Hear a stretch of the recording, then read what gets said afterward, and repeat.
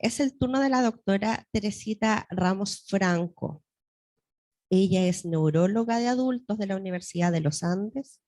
diplomada en neuropsicología de adultos, Universidad de Chile, Pontificia Universidad Católica, postítulo en neuropsicología de adultos, Pontificia Universidad Católica de Chile, neuróloga de la Unidad de Memoria del Hospital del Salvador, y ella es quien nos presentará el tema oferta del sistema de salud chileno al tratamiento de las demencias. Así que dejamos a la doctora Teresita Ramos que nos exponga su temática.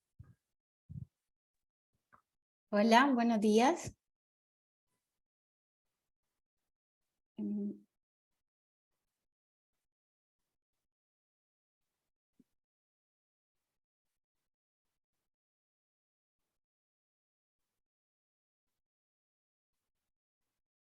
Bien, voy a dejar minimizado el tema de la pantalla para poder ver completamente la presentación. Antes que nada, pues darle las gracias por esta invitación. Siempre es un agrado participar de este tipo de seminarios.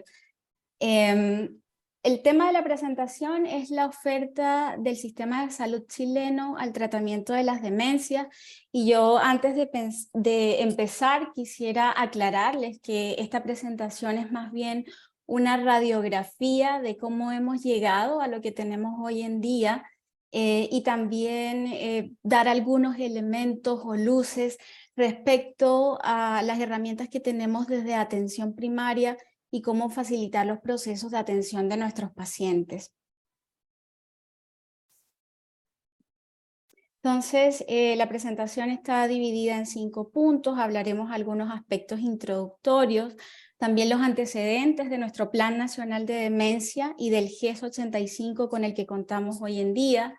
Y hablaremos de aspectos prácticos que están detallados en las orientaciones técnicas respecto a la evaluación de los pacientes que tienen quejas cognitivas o sospechas de demencia desde la atención primaria, y algunas consideraciones especiales respecto a los procesos de referencia y contrarreferencia. Entonces, a manera de introducción, pues ya vimos con la doctora Zlachevsky que las demencias son enfermedades complejas, son un síndrome clínico que se debe a diferentes causas. Entonces uno sabe que una persona con demencia puede tener demencia porque tiene una enfermedad de Alzheimer, pero también puede tener demencia porque está teniendo una demencia por cuerpos de Levy, porque tiene cambios vasculares en el sistema nervioso central. Pero uno de los aspectos más importantes de estos síndromes clínicos es el impacto relevante que tiene el compromiso de las funciones cognitivas en la funcionalidad del paciente, en su nivel de independencia. Entonces, cuando una persona tiene demencia, esta persona que pierde su autovalencia es una persona que necesita indefectiblemente el apoyo de su entorno, y ese apoyo de su entorno es el entorno familiar, el entorno social, el entorno sanitario, político y económico. Entonces hablamos,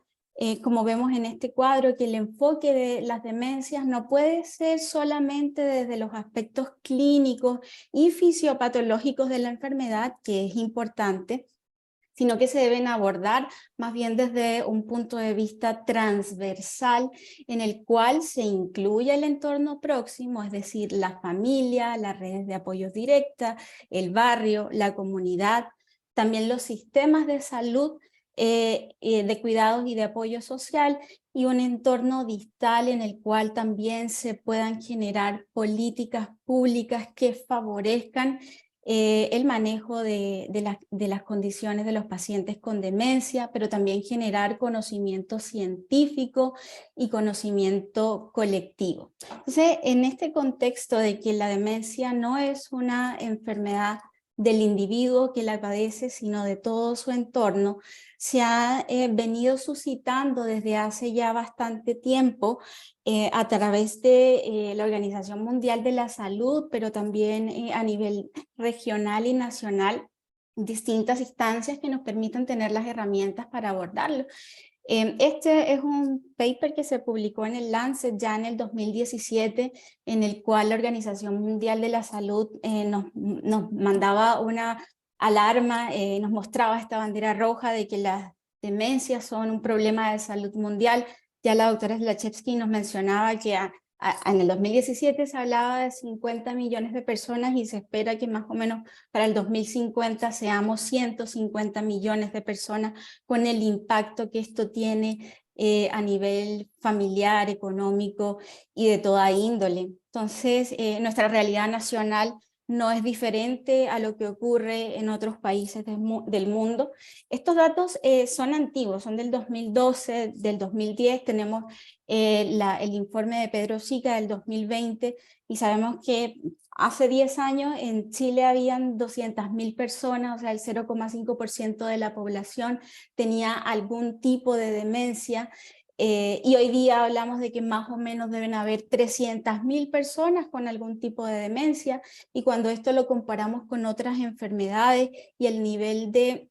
compromiso que tiene esto respecto a la independencia y a la autovalencia es mucho mayor. De hecho, dentro de las enfermedades neurodegenerativas, lo que le sigue es la enfermedad de Parkinson, y pacientes con enfermedad de Parkinson en Chile son 100.000, o sea, las demencias son el doble y el triple del resto de enfermedades neurodegenerativas. Y uno de los aspectos pues más relevantes de esto es que nuestros adultos mayores y las personas, y en general la mayoría de las personas que tienen demencia, se atienden principalmente en el sistema público de salud. O sea, el 90% de las personas con demencia nos van a llegar a nosotros al consultorio o al hospital. Y hay que tener entonces una estrategia específica para poder manejarlo. Ahora, ¿qué es lo que ha pasado en Chile? Y yo quiero contarles un poco o contextualizarlo respecto a nuestro marco histórico y cómo hemos tenido esta transición de un Plan Nacional de Demencia hasta las garantías auge del GES 85 que tenemos en este momento. Este es un proceso que partió más o menos desde el 2000. Antes del 2000 nuestra pirámide poblacional era un poco diferente, entonces las prioridades de salud estaban enfocadas principalmente a la desnutrición infantil, a la morbimortalidad materno-fetal y algunas enfermedades crónicas. En el 2005 se empieza a hablar de este modelo de atención integral de salud que incluye al individuo dentro del entorno familiar y comunitario, y en ese momento se habla como un objetivo de salud el envejecimiento saludable y activo de la población, pero el tema de las demencias probablemente no tenía la relevancia que en ese momento se necesitaba. Ya en el 2006 el Ministerio de Salud publica una guía de trastornos cognitivos y demencia en el adulto mayor. Ahora, uno de los aspectos probablemente negativos de esta guía, que fue principalmente para los médicos de atención primaria, es que se centraba fundamentalmente en aspectos más bien clínicos y sindromáticos de la enfermedad, y no tenía en cuenta lo que ocurre con el entorno más cercano, principalmente con los cuidadores y también con los cuidados a largo plazo de los pacientes con demencia. Y pasaron casi 5 años hasta el 2011, cuando se plantea como un objetivo sanitario de la década por el Ministerio de Salud las demencias, dado que se pudo identificar que eran una causa importante de pérdida de autovalencia en los adultos mayores. Y a partir de esto viene un proceso sin precedentes y un proceso que es bien, por lo menos, motivante y llamativo, que es que no solamente es una iniciativa que nace desde el Ministerio de Salud, sino que se empiezan a unir entidades no gubernamentales y sociedades científicas en una campaña inmensa, que es la campaña de Chile No Te Olvidas. Se recogieron aproximadamente 11.000 firmas, participó de esto COPRAD, la SONEPSIN, y gracias a eso se pudo llamar la atención de las autoridades nacionales para tener en cuenta las recomendaciones de la Organización Mundial de la Salud y también las recomendaciones de las sociedades científicas y no gubernamentales para tener un plan nacional de demencia. Y es así como en el 2014 ya la doctora Michelle Bachelet indica de que se cree una comisión asesora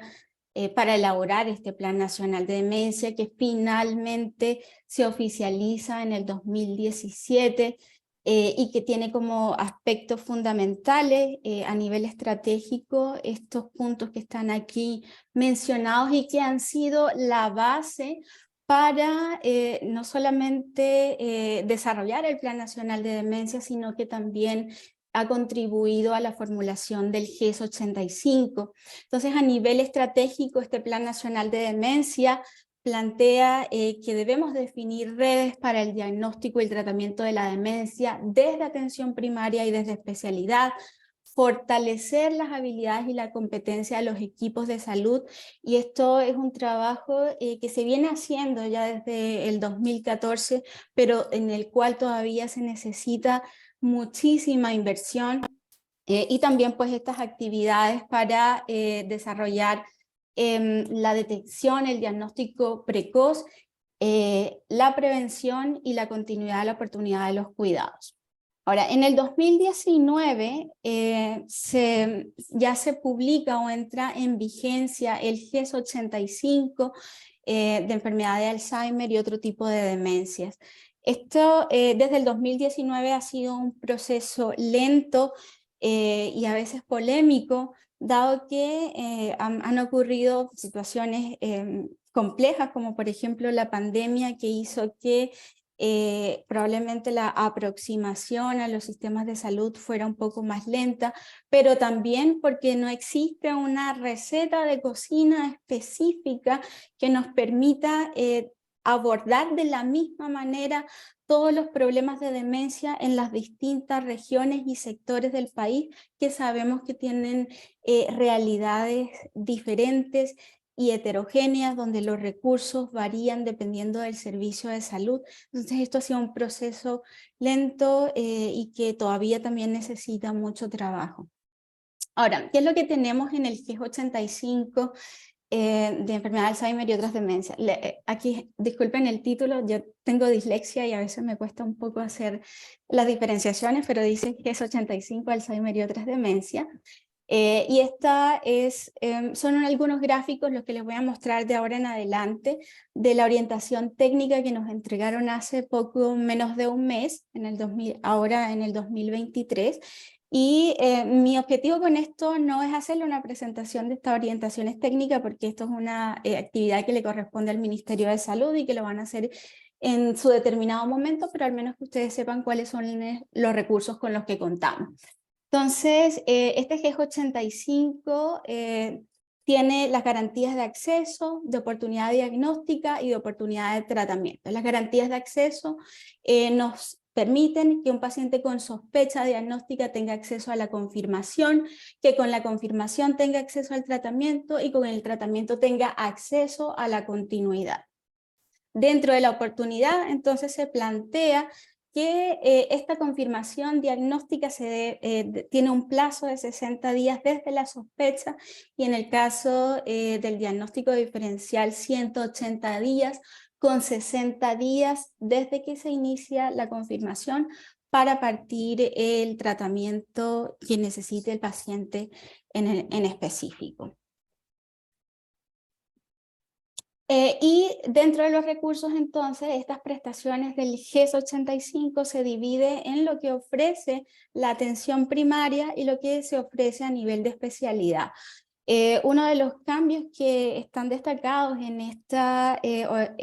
orientaciones técnicas que tenemos del 2023 es que atención primaria tiene acceso a recursos que previamente no estaban disponibles, entre ellos algunos exámenes de laboratorio como los niveles de vitamina B12, y se reserva para la atención secundaria el diagnóstico diferencial y métodos diagnósticos y de tratamiento de mayor complejidad. Ahora, como está planteado este GES 85, tanto el sistema de atención primaria como el sistema de atención especialidad no pueden funcionar de forma aislada, cada uno por su lado. Se necesita una comunicación continua a través de los sistemas de referencia y contrarreferencia, y lo que se plantea en este caso es que los distintos servicios de salud y los distintos dispositivos que atienden personas con demencia puedan generar un diálogo que va desde el envío de una interconsulta hasta instancias como la telemedicina sincrónica, asincrónica y el uso de recursos incluso como el hospital digital en caso de regiones o dispositivos que se encuentren en lugares remotos con poco acceso a la atención de la especialidad y que hayan dudas diagnósticas. Entonces, lo que plantea el GES 85 es un continuo de la atención en el cual la atención de especialidad es más bien un proceso transitorio en el cual los pacientes van a volver a la atención primaria, quien va a ser el principal protagonista dentro del proceso de diagnóstico y tratamiento. Entonces, esto ya se viene hablando desde las orientaciones técnicas preliminares y desde que se planteó el Plan Nacional de Demencia. Atención primaria tiene, al estar más cerca de la comunidad, tiene como objetivo o como deber realizar actividades de prevención, de crear sociedades más amigables con las personas con demencia y participar de los procesos de diagnóstico, y una vez diagnosticada la persona también el proceso de tratamiento, seguimiento y continuidad de los cuidados, como lo vemos acá en esta gráfica que también la extraje de las orientaciones técnicas que nos entregaron recientemente. Ahora, ¿qué plantea el GES 85 del enfrentamiento desde la atención primaria? Yo lo resumí en este cuadro. Básicamente son cuatro procesos divididos en la sospecha, una consulta inicial, una segunda consulta que va a depender de los recursos que tenga la persona, si es que tiene un informante confiable, y también de los recursos de la atención primaria para realizar algunos exámenes complementarios, como por ejemplo la aplicación de test neuropsicológicos o pruebas de funcionalidad, y finalmente una tercera consulta donde se define qué es lo que va a suceder con el paciente. Respecto a la consulta cero, esta consulta cero es levantada desde cualquier dispositivo que haga parte de la red de salud. Entonces, el paciente puede ingresar porque fue a su examen de medicina preventiva del adulto mayor o a su examen de funcionalidad del adulto mayor y se encontraron elementos sugerentes de un deterioro cognitivo, pero también puede ingresar desde una consulta de morbilidad, desde otros dispositivos, como por ejemplo un paciente que se atiende en el SAPU y ahí el médico determina o se da cuenta de que existe algún proceso neurodegenerativo o un deterioro cognitivo que va más allá de una emergencia médica, y desde programas de otra índole social, como por ejemplo personas que se ven en el CENAMA o que pertenecen al PRAIS. Una vez es importante en este caso que en esta consulta cero debe levantar la sospecha en el CIGES para que se empiece el cumplimiento de la garantía del proceso diagnóstico. Entonces, una vez esto está reportado y se fija esta primera consulta la debería hacer el médico de atención primaria que lleve el programa de demencia o de salud mental. Y no voy a entrar mucho en detalle, pero lo que se propone es seguir estos pasos que nos hablaba la doctora Andrea Slachewski, que es básicamente rescatar los antecedentes del paciente, ver cuáles son los síntomas clínicos que tiene, ver cómo ha evolucionado la enfermedad, si es que el paciente tiene factores de riesgo, si es que el paciente tiene un informante confiable, y si es que el paciente va a necesitar otro tipo de estudios complementarios dentro de su proceso diagnóstico, y es aquí donde el médico de atención primaria debe determinar según los recursos disponibles, los exámenes que se van a hacer. Como también manifestaba la doctora Lachevsky inicialmente, no tenemos acceso al estudio de neuroimágenes, pero sí está detallado que la mayoría de causas potencialmente reversibles se pueden descartar desde atención primaria, o sea, poder hacer un hemograma, electrolitos, perfil tiroideo, función hepática, renal, y como les comentaba, también se incluye ahora el estudio de vitamina B12 y el estudio de BDRL. Esto es el proceso diagnóstico, un poco para guiarnos. Lo que uno hace entonces en esta consulta es determinar si el paciente tiene un problema, cuál es el problema, determinar o descartar las causas potencialmente reversibles a través del estudio complementario para llevar a lo que va a ocurrir en la segunda y la tercera consulta. Estos son los instrumentos que se plantean desde el GES 85, ¿cierto? Ya hablamos respecto a los antecedentes del paciente generales y biomédicos. También se plantea entonces que en una segunda consulta en la cual puedan intervenir ya otros miembros del equipo de atención primaria, si es que están disponibles, por ejemplo, terapeuta ocupacional, asistente social, se puedan administrar estos test de screening cognitivo y lo que está contemplado, al menos en la guía, es que estos pacientes puedan tener acceso o se les administre ya sea un MOCA, un Minimental, un MIS y test de funcionalidad, y ahí están descritos los que recomienda el Ministerio en este momento, el TADLQ, Bartel, el AD8, el de los síntomas psicológicos y conductuales, NPIQ, el test de depresión de Cornell y la escala de GDS, y también se plantea entonces desde el nivel social y familiar la escala de SARIT y algunos otros instrumentos que están en el MAIS para ver la sobrecarga del cuidador. Entonces, en aquellos pacientes en los cuales no existe un familiar confiable, un paciente que vive solo, lo que se plantea también es entonces que en la segunda consulta toda esta investigación un poco más profunda se haga en el domicilio y que y en la comunidad, y que a partir de esto se pueda medir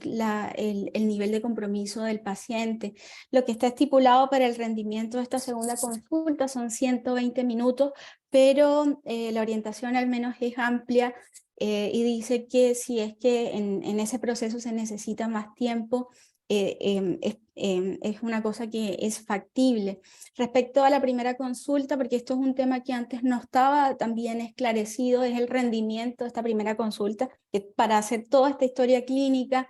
y ver todos los antecedentes a veces es necesario mucho tiempo, y lo que se plantea en este momento es que este rendimiento de la primera consulta debería ser de 30 a 40 minutos. El resultado de la primera consulta, cuando una vez se hace, es que el médico pueda determinar si el paciente está ante una emergencia o urgencia médica, si es que tiene una demencia evidente que no requiere mayor estudio, sino más bien intervención, si hay algunos otros factores que pueden imitar una demencia o que pueden influir en la demencia, como la depresión, o plantear entonces la segunda y la tercera consulta. Y finalmente la tercera consulta, en la cual tiene distintas evoluciones. Uno es que efectivamente se reúnan todos los antecedentes y que esos antecedentes sean suficientes para dar el diagnóstico de la demencia. O que se determine que el paciente, que incluso con estos antecedentes no se puede dar el diagnóstico específico y que el paciente requiere una atención o una derivación a un nivel de especialidad para diagnóstico diferencial, o se puede determinar que el paciente no tiene demencia ni tiene ningún otro factor que influya en la cognición, y a partir de esta tercera consulta entonces se planifican los cuidados integrales que debe incluir a la persona de referencia, y lo que se plantea en este caso es que esta persona de referencia o el familiar, el cuidador, el amigo, sea abordado desde el punto de vista también psicosocial, con todos los elementos de valores y culturales de la comunidad a la que pertenece, y en caso de que sean varios cuidadores también que esto se haga más bien de una forma escalonada o prioritaria, teniendo en cuenta quiénes son los que expresan mayores niveles de sobrecarga. Durante este plan de cuidados desde APS se debería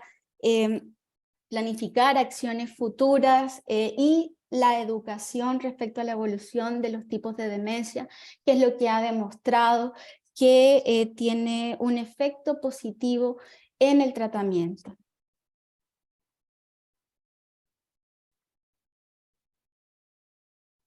Bien.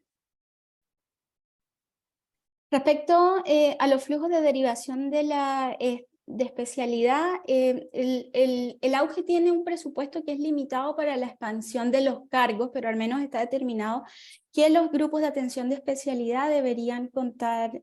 con ciertos profesionales como neurólogo, psiquiatra o geriatra, y el equipo multiprofesional que puede estar compuesto por psicólogos, neuropsicólogos, terapeutas ocupacionales, trabajadores sociales, kinesiólogos, fonoaudiólogos y enfermeras, para brindar la atención integral de los usuarios. Algunos tipos de demencia, cuando se sospechan, deberían ser derivados inicialmente, como por ejemplo un paciente en el que se esté sospechando un Creutzfeldt-Jakob, una demencia rápidamente progresiva, una demencia con manifestaciones atípicas por alteraciones conductuales, pacientes con VIH o pacientes que tienen demencias que inician antes de los 60 años. Estos son los criterios diagnósticos de derivación. Son los criterios de diagnóstico de derivación que utilizamos en la clínica de memoria del Hospital del Salvador, pero que coinciden con lo que se plantea en este momento. Entonces, pacientes que tienen complejidad diagnóstica, ya sea, puede ser, por ejemplo, por aspectos psicosociales, un paciente de muy baja escolaridad, que uno no sabe si con la historia y con el screening cognitivo en realidad cumple criterios de una demencia, o pacientes con síntomas de alarma, todo aquello que nos lleve a sospechar de una manifestación atípica de una demencia. Por ejemplo, un paciente que parte principalmente con un trastorno del lenguaje, o un paciente que parte con fluctuaciones y alucinaciones, o que desde el inicio de la demencia tiene alteraciones desde el punto de vista motor, con síntomas parkinsonianos, disquinesia u otro tipo de trastornos del movimiento. Importante que si un paciente está teniendo síntomas y que se observan en la consulta 0 o durante la primera consulta que representan una emergencia médica, o sea, un paciente que tiene una convulsión de novo, un paciente que se cayó y se golpeó en la cabeza y que a partir de ahí es parte de un proceso cognitivo, pacientes que están tomando anticoagulantes, sabemos que mientras que se produce este proceso de referencia y contrarreferencia y la atención por especialidad, el paciente está cursando con una emergencia vital, y la recomendación en ese caso es que estos pacientes sean derivados inicialmente al servicio de urgencia según la disponibilidad de la red. Y ya si el paciente es recibido dentro del nivel de atención de especialidad,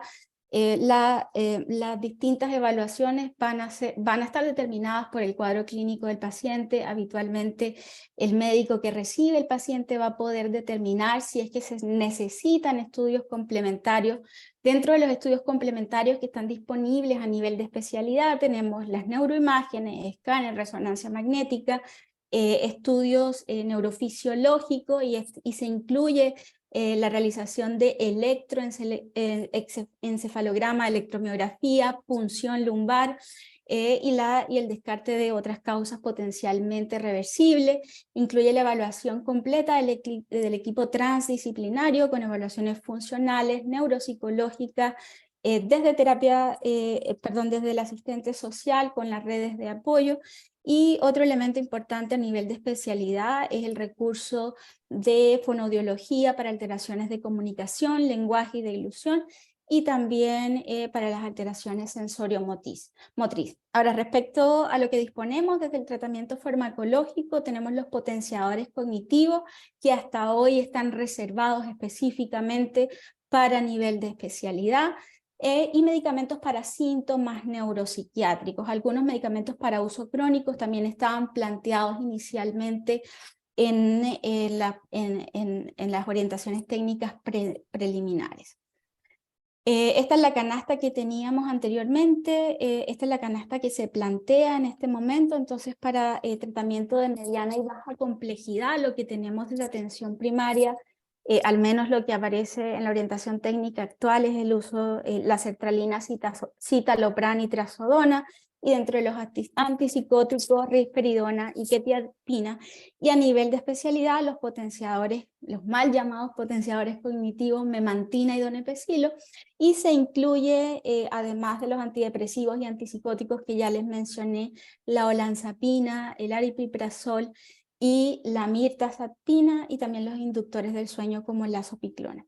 Hay algunas indicaciones específicas para la prescripción de estos medicamentos, pero ya creo que estoy pasada del tiempo, así que les puedo compartir la presentación, pero básicamente en el caso de las indicaciones farmacológicas lo que se recomienda es que se haga una anamnesis completa, que no se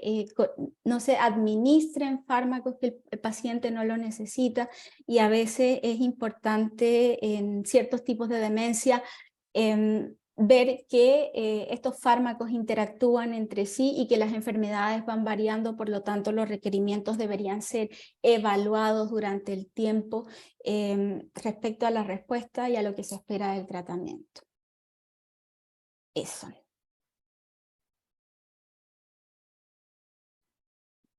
Eso era lo que les tenía por compartir.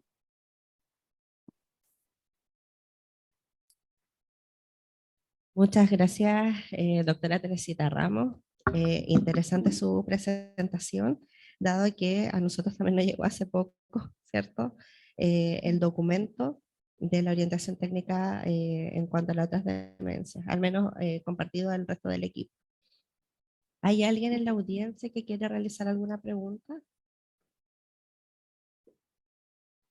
Ah, ya. Tenemos una pregunta desde el chat. Sí. Dice, Hay ¿sí?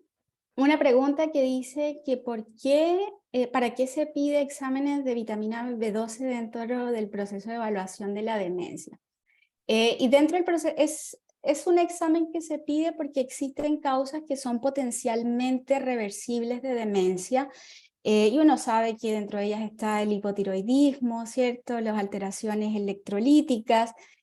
pero el déficit de vitamina B12 se ha relacionado con empeoramiento de los síntomas clínicos de las demencias, pero también puede simular un proceso de demencia. Un paciente que tiene déficit de vitamina B12 puede presentarse con problemas de memoria, puede presentarse con alteración de la velocidad de procesamiento de la información, y uno le administra un screening cognitivo y el paciente puede que le dé un Minimental en 22, y uno se supone que con la suplementación debería mejorar esto, o al menos en el paciente que ya tiene una demencia instalada, mejorar el proceso de progresión de la enfermedad. Ahora, esto es un tema discutible porque la evidencia es variable, pero uno sabe que en nuestra población, en la cual hay bastantes factores de riesgo para déficit de vitamina B12, debería explorarse. ¿Cuáles son los factores de riesgo para déficit de vitamina B12? Los pacientes que tienen atrofia gástrica, la anemia perniciosa, y el uso regular por más de 4 meses de inhibidores de la bomba de protones, antihistamínicos, incluso medicamentos como la metformina. Entonces uno sabe que nuestros adultos mayores, una gran cantidad, toman este tipo de medicamentos de forma crónica, y esto pudiera estar afectando los niveles de vitamina B12, que a veces incluso pueden estar subclínicos. Ahora, si no está disponible la vitamina B12, uno se puede valer de algunos elementos, por ejemplo el hemograma, si el paciente tiene anemia, macrocitosis, eso es un indicador, y si eso está presente, indefectiblemente se debería buscar. Y tal vez pudiera cuestionarse en aquellos pacientes que no tienen los factores de riesgo que les mencioné. ¿Alguien quiere realizar alguna otra pregunta? ¿No? Bueno, doctora Teresita, le damos muchas gracias. Gracias por responder esa pregunta. Bueno, quizás habría que ver la suplementación temprana, puede ser, ¿cierto? Para en el fondo disminuir a futuro una parte de los riesgos si es que esta persona no tiene antecedentes de demencia. Así que igual esa es una una indicación quizás no tan solo para la disciplina que entra fuertemente en los médicos, enfermeras y psicólogos, sino que también quizás otras áreas de la salud para apoyar en eso. Sí, Muchas gracias. yo creo que el mensaje aquí es que la demencia es una enfermedad que es neurodegenerativa, que nos causa un impacto bien relevante, que si hay una causa potencialmente reversible, uno debería buscarla y tratarla. Incluso si esta causa no es la causa es principal y es un factor contribuyente, se debería tratar porque también va a influir en el pronóstico y la evolución de la enfermedad. Entonces, eso tenerlo en cuenta siempre. Muchas gracias. Y Gracias muchas a todos. gracias por la participación y poder acceder a este seminario. Bien.